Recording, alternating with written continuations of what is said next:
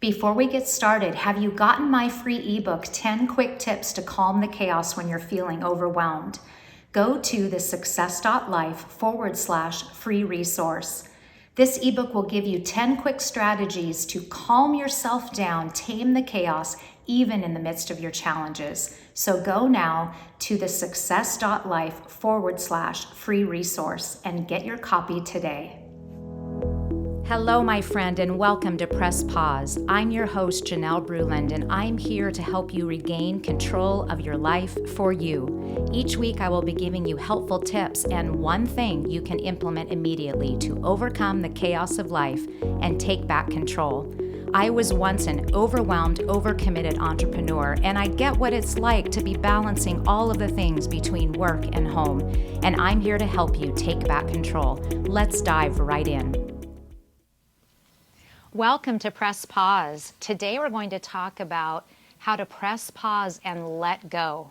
You know, this is such a hard thing to let go in your life in order to move on to what's best. And recently this has been on my mind because I have a good friend, a family member, and we've had a couple of coaching clients in just these last months who have gone stagnant in something in their life, and it's held them back from really being able to go to this next phase of their life, to really have the success, to live to that highest potential, because they're not able to let something go.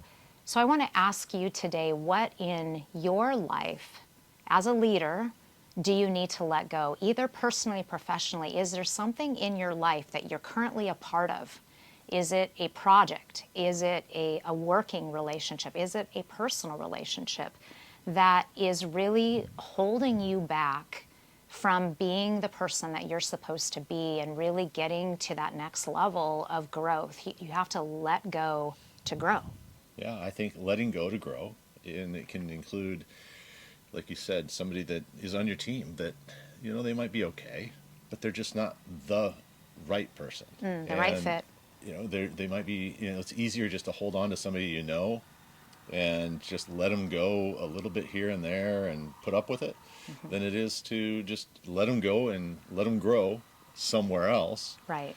And when you let them go, you can grow. And it goes both ways. You're releasing them to do something better that might fit them better. Right. And the other thing when you're mentioning that is maybe we need to let go of things that are great, that are good, that are, you know, you're volunteering on a board, but that's taking time away from something else. You know, what is it that you need to let go so that you can grow?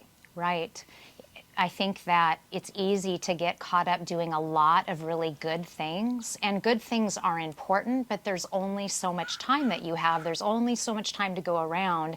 So what is the most important thing that you should be working on? Are you spending time on a project? Are you spending time in something that is good, but it's holding you back from something you're really great at, something where you can make a worldwide impact with the passion, with the talents that you've been given, because you're kind of doing this thing as a filler over here? Yeah, that's good. And there's so many things you could put into that category. So it's hard. Because projects. You just want to hold on to it. And if it is good, it's hard to let go of good. It's easier to let go of bad.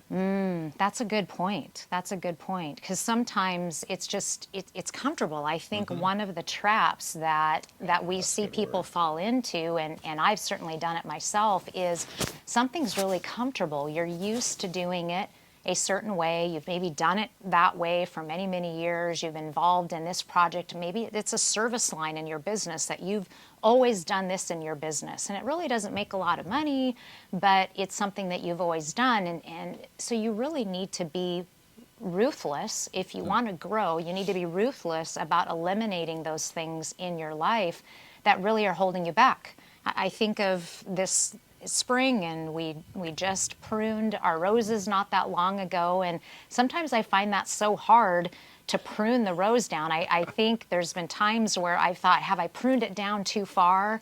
And when you really prune that dead wood away and you prune those branches that are going the wrong directions, then that rose just flourishes. And this is going to be the same way in your life or your business when you really look hard at where are those areas that either are dead and they need to be removed, or they're just stagnant and they're not really flourishing.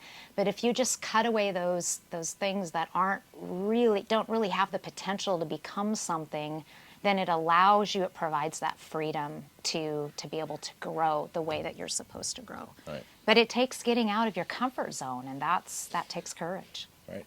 Well, it's hard sometimes. For sure. So what do you need to let go of? Take a look at your life and an honest view of your life. What are those things, maybe professionally, personally, that are holding you back, that are handcuffing you from really taking your life to the next level and being everything that you're supposed to be and the calling that you're here to lead? What are those things that you need to let go to grow? Thank you for listening today. Take that one thing you learned and start making it a habit in your life now. And be sure to tune in next week for another thing you can do to improve your life and be the best version of yourself. Cheers to making this time for you each and every day. If you're enjoying this podcast, will you please take a moment to leave a positive review? This helps get the message out to impact as many people as possible. And I encourage you to subscribe to this podcast. That way the episodes will drop each time a new one comes out. Remember, you don't have to be overwhelmed and overcommitted. You have the power to take back control of your life.